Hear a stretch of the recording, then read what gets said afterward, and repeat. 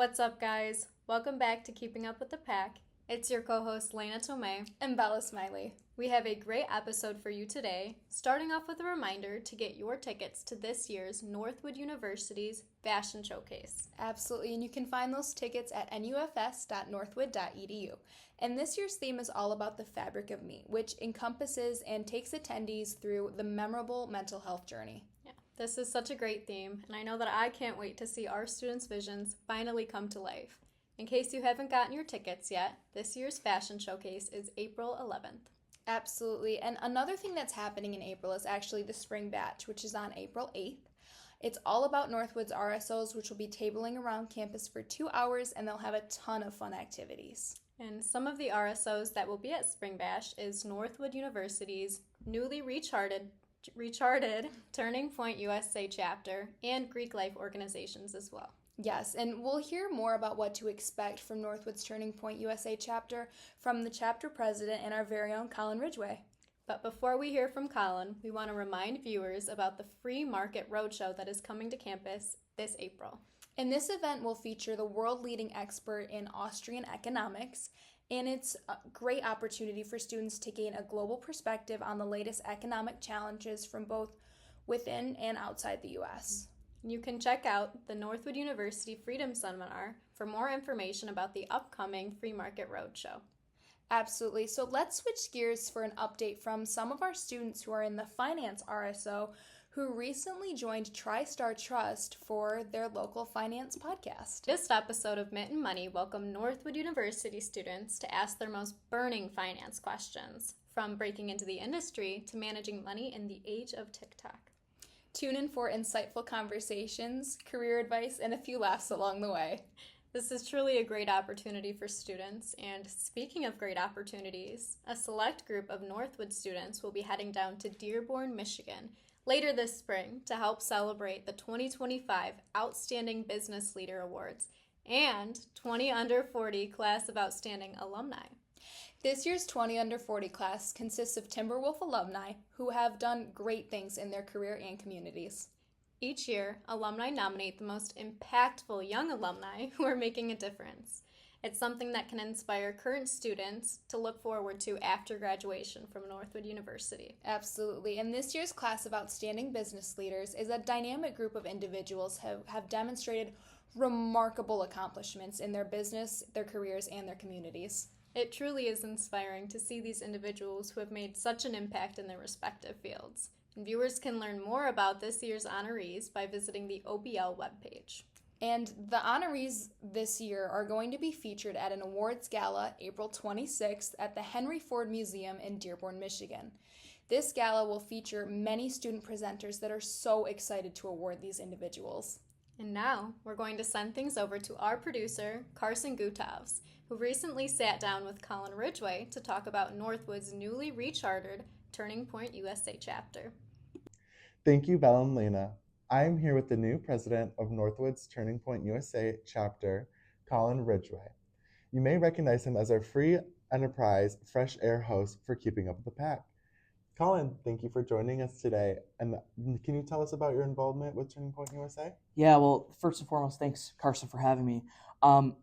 Turning Point USA is a nonprofit organization. It was founded in 2012 by Charlie Kirk and Bill Montgomery. And it really centers around involvement with high school and college level students and really getting them involved in sharing the importance of limited government, free enterprise, capitalism. And so in December, I was a part of a group that went to Turning Point USA America Fest in Phoenix, Arizona. And at that conference, we actually had the ability to recharter our chapter. Interesting. Yeah. So now that you are a recharted chapter, what are you looking to do as a chapter? Yeah, so one of our biggest focuses right now is building membership. There's no cost to join our chapter, and the benefits include being connected to one of the largest activist organizations and networks in America. Locally, we're looking to promote the importance of free enterprise and an unobstructive view on entrepreneurship, which is the bedrock of the greatest economy in the world. So Collin, how do you plan on building the membership for the chapter? Yes, so we're going to be very visible on campus, connecting with all you students. We're actually going to be tabling at the Spring RSO Bash on April 8th. where all the RSOs on campus will have their table there. And we're actually going to be hosting a Cut the Debts event where everybody can get a slice of cake and really spread the awareness of the national debt crisis. That sounds like a great way to get everyone involved. Yes. So if any of our viewers want to join, how would they join? Yeah, so first of all, we would love all of you to join. So if anybody's interested, you can either reach out to myself or our chapter advisor, Kate Hessling. She works in our Office of Communications. That's perfect, Collin. Thank you so much. Of course, thanks for having me. Now let's send it back to Bella and Laina in the podcast studio. Thank you, Collin. Now let's switch gears to Northwood Athletics. Our very own Avery Huston recently sat down with Athletic Director Jeff Curtis to discuss our winter and spring sports seasons. Thank you, Bella and Laina. Today we are joined with Athletics Director Jeff Curtis to talk all about Northwood sports and what's happening. Thank you for joining us today, Jeff. First, let's talk about the end of winter sports and the winter sports playoffs. Okay, well, it's a busy time of year for us for sure, wrapping up the winter sports, as you mentioned, and getting into the spring sports. Our women's basketball team actually hosted a GMAC conference quarterfinal match here, and it was a tremendous atmosphere. Very, very cool.